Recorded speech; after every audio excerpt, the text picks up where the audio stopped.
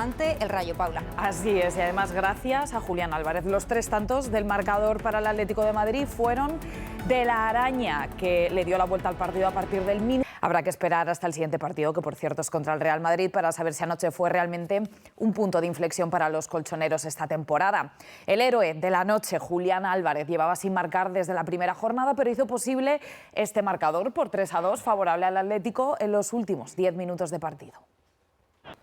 Dejamos la Liga y hablamos de la Europa League, donde el Betis se estrenó anoche con un empate a 2 ante el Nottingham Forest. Ante uno de los rivales más complicados que los béticos tendrán en la liguilla, Antony consiguió arrancar un punto en los últimos compases del partido.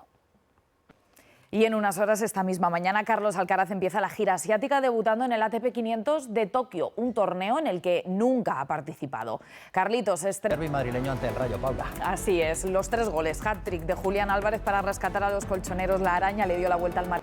Habrá que esperar hasta el siguiente partido, que por cierto es contra el Real Madrid, para saber si anoche fue realmente un punto de inflexión para los colchoneros esta temporada. El héroe de la noche, Julián Álvarez, llevaba sin marcar desde la primera jornada, pero hizo posible este marcador por 3-2 favorable al Atlético en los últimos 10 minutos de partido. Dejamos la Liga y hablamos de la Europa League, donde el Betis se estrenó anoche con un empate a 2 ante el Nottingham Forest. Ante uno de los rivales más complicados que los béticos tendrán en la liguilla, Antony consiguió arrancar un punto en los últimos compases del partido. Y en unas horas, esta misma mañana, Carlos Alcaraz empieza la gira asiática debutando en el ATP 500 de Tokio, un torneo en el que nunca ha participado. Carlitos se estrena en tierras.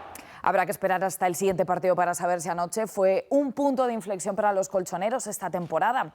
El héroe de la noche, Julián Álvarez, llevaba sin marcar desde la primera jornada, pero hizo posible este marcador por 3-2 favorable al Atlético en los últimos 10 minutos de partido. Hablamos de la Europa League, donde el Betis se estrenó anoche con un empate a 2 ante el Nottingham Forest. Ante uno de los rivales más complicados que los béticos tendrán en la liguilla, Antony consiguió arrancar un punto en los últimos compases del partido.